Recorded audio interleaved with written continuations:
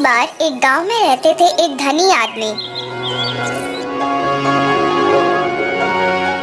उनके दो बेटे थे जिनका नाम था रमेश और हरीश लानी। उन दोनों की बहुत लाड प्यार से परवरिश हुई थी। जैसे जैसे साल बीतते गए पिताजी की तबीयत बिगड़ने लगी और वे अपनी दौलत अपने बेटों के बीच बांटना चाहते थे।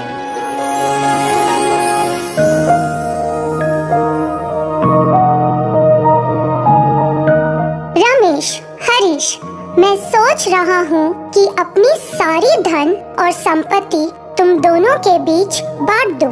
तुम दोनों उस धन के साथ कुछ व्यवसाय शुरू करना और खुशी से रहना। पिताजी, क्योंकि मैं बड़ा हूँ, कृपया मुझे अपनी विरासत का ज्यादा हिस्सा दें। मुझे कोई आपत्ति नहीं है पिताजी, यदि आप मुझे बचा हुआ हिस्सा देंगे। मैं जानता हूँ कि तुम दोनों में से प्रत्येक को कितना हिस्सा देना है।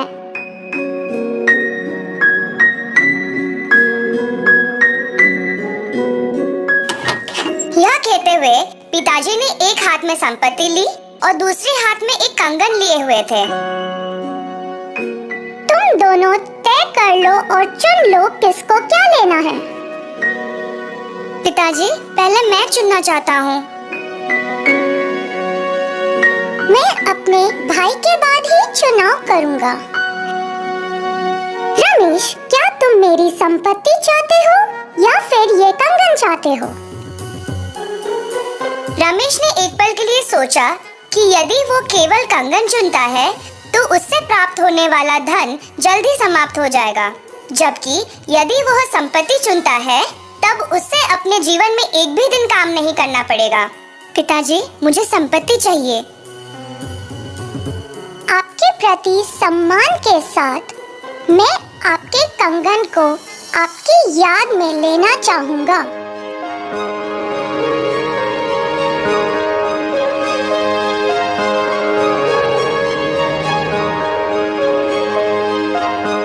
कुछ महीनों बाद पिताजी का निधन हो गया। क्योंकि पूरी संपत्ति अब रमेश के नाम पर थी, इसलिए उसने पैसे खर्च करने के अलावा कोई भी शारीरिक काम नहीं किया और अपने संपत्ति को कोई मूल्य नहीं दिया। दूसरी ओर हरीश ने अपने पिता के कंगन को अपनी अलमारी में रखा था। उसने कड़ी मेहनत के माध्यम से पैसे कमाया और बुद्धिमानी से उसे खर्च किया। जब कुछ साल बीत गए तब तक रमेश अपना सारा पैसा खर्च कर चुका था और उसे बुरा लग रहा था कि उसने अपनी भाई की तरह मेहनत नहीं की थी। एक दिन हरीश बहुत उदास था और अपने पिताजी को याद कर रहा था। उसने वह कंगन अपनी अलमारी से निकाला और उसे अपने पिता के याद में पहनना चाहता था। जैसे ही उसने कंगन पहना, उसका साधारण सा घर एक हवेली में बदल गया। उसके मामूली कपड़े अच्छे वस्त्रों में बदल गए और उसके आसपास सब कुछ उत्तम हो गया। तब उसे एहसास हुआ कि उसके पिता ने उसे एक जादुई कंगन दिया था जो उसे जीवन भर संतुष्ट रखेगा। हरीश ने अपने पिता का दिल से शुक्रिया अदा किया और उस दिन से खुशी खुशी रहने लगा। एक समय की बात है, एक खूबसूरत घने जंगल में हाथियों का एक परिवार रहता था।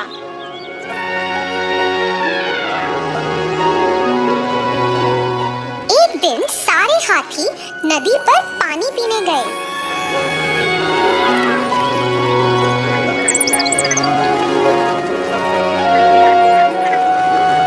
उस समय एक चिड़िया वहां आई और वहीं आसपास उड़ने लगी।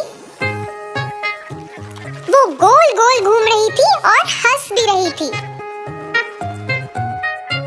फिर एक छोटे हाथी ने कहा, "ए चिड़िया, तुम ऐसे आसपास घूम क्यों रही हो?" फिर चिड़िया बोली, "क्या तुम मेरे दोस्त बनोगे?"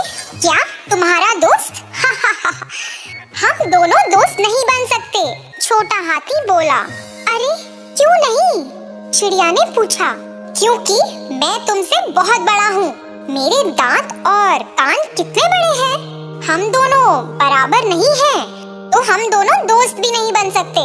अब जाओ यहाँ से। हाथी बोला।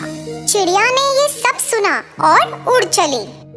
छोटा हाथी भी नदी से बाहर आया और अपने परिवार के साथ चला गया। रास्ते में छोटे हाथी को बहुत भूख लगी।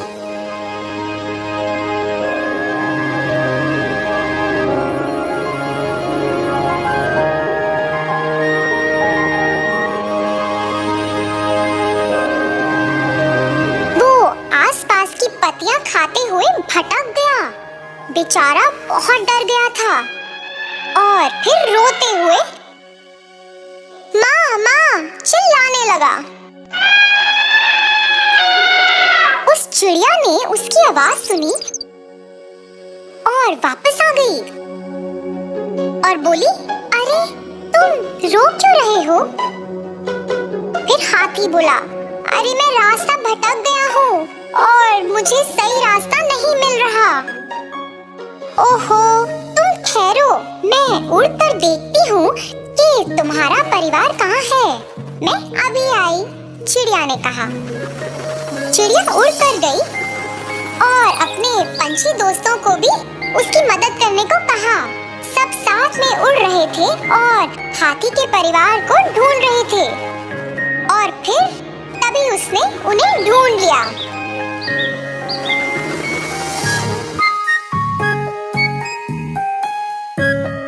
जब सभी चिड़िया वापस उस छोटे हाथी को बताने आई कि उसका परिवार मिल गया है, वो वहाँ उदास बैठा था। उन्होंने उसे उनका पीछा करने को कहा, जिससे छोटे हाथी का अपने परिवार के साथ मिलन हो जाए।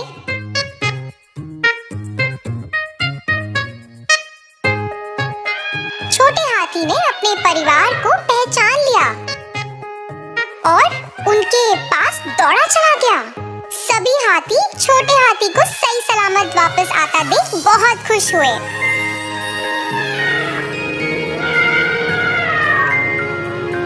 फिर छोटे हाथी की माँ बोली, इस चिड़िया का स्वभाव बहुत अच्छा है। जब एक दोस्त को जरूरत थी, ये उसकी मदद करने झट आ गई। ये तो बहुत अच्छी बात है कि तुम इस प्यारी चिड़िया के दोस्त हो। लोगों को दोस्त बनने के लिए एक जैसा या बराबर कद का होने की जरूरत नहीं होती। दयालु और अच्छा स्वभाव और एक बड़ा सा दिल ही बहुत है। छोटे हाथी को दोस्ती के बारे में समझ आया और तब से वो दोनों सबसे अच्छे दोस्त बन गए।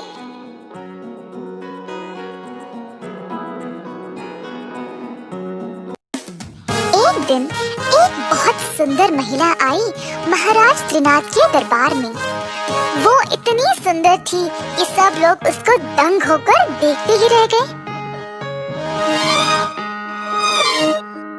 जैसे वो चल के महाराज की ओर गई, बस सब लोग अपना काम धाम छोड़कर नजरें उसी पर रखे हुए थे।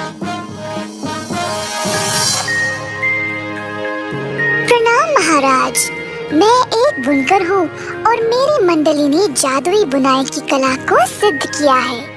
मैं आपके लिए 3 नमूना लाई हूँ। सुंदर महिला ने एक छोटा सा डिब्बा को खोला और एक रेशम का कपड़ा अंदर से निकाला। कपड़ा इतना मुलायम और इतना हल्का था कि महाराज त्रिनाथ हैरान रह गए। ये तो हवा जैसा है। जी महाराज, यह एक विशेष तकनीक है जिसका उपयोग हम ऐसे अनोखे कपड़े को बुनने के लिए करते हैं। हालांकि अब तो हम एक नई परियोजना में लगे हैं। हम एक ऐसा कपड़ा बना रहे हैं जो इससे भी हल्का, पतला और मुलायम है।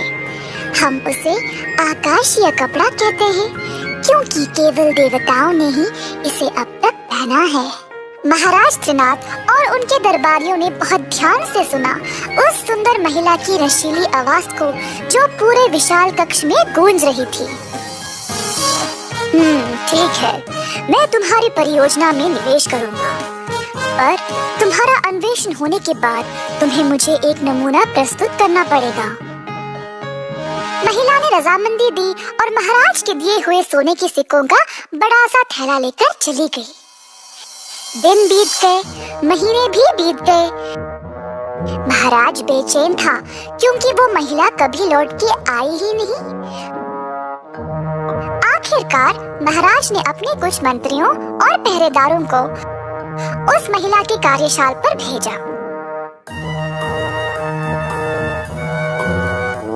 जब वे लोग वहां पहुंचे तो वहां का नजारा देखकर आश्चर्य रह गए। वहां करघे तो थे पर कोई धागा नहीं। साग बुनकर उन पे काम कर रहे थे और वे अपने काम में इतने डूबे हुए थे कि किसी ने भी इतने आदमियों की सेना को ध्यान ही नहीं दिया। करघे काम तो कर रहे थे परंतु उनमें से कोई कपड़ा निकला ही नहीं। सब मंत्री दरबार वापस गए और तुरंत महाराज को सब कुछ बताया। महाराज क्रोधित हो गए। उसी समय उस महिला को बुलाने का आदेश दिया। महिला अपनी एक दासी के साथ आई जो एक खाली थाल पकड़ी हुई थी। महाराज के सामने झुककर महिला ने कहा, महाराज, जो नमूना आपने मांगा था मैं वो ले आई। दासी ने महाराज को खाली थाल प्रस्तुत किया। महाराज बोलने ही वाले थे कि थाल खाली है जब महिला फिर से बोल पड़ी, महाराज, यही है वो आकाशी कपड़े का नमूना। साधारण मनुष्य को ये दिखाई नहीं देता, परंतु जो मेधावी और बुद्धिमान है केवल वही देख सकते हैं इसकी लावण्य।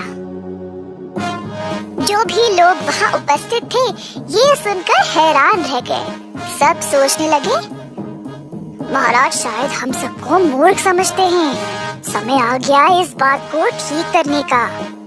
कुछ आदमी महाराज के पास गए और बोले, महाराज, क्या कमाल का कपड़ा है ये। इसकी कढ़ाई की बारीकी तो देखो, लाजवाब चीज है ये। केवल आपके लिए ही उपयुक्त है।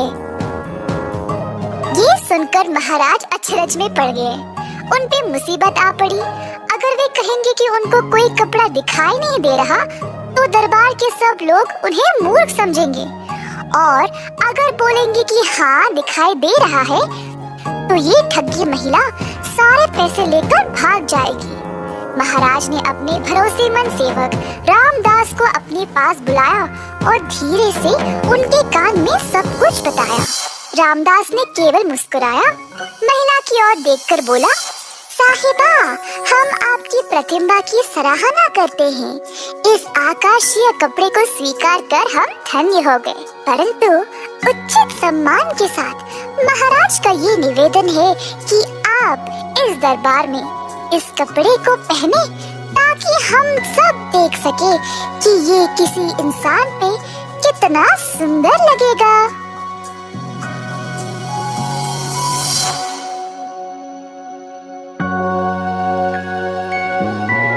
महिला को लगा कि अब उसकी चोरी पकड़ी गई और चाल नहीं चल पाई। वह या तो अपनी गलती स्वीकार कर सकती थी या सबके सामने बिना कपड़ों के खड़ी हो सकती थी। कोई और रास्ता ना होने पर महिला बस महाराज के कदमों पर पड़कर माफी की भीख मांगने लगी। महाराज थे दयालु तो उन्होंने उसको क्षमा कर दिया, परंतु महिला को वो सोने के सिक्कों का थैला वापस करना पड़ा।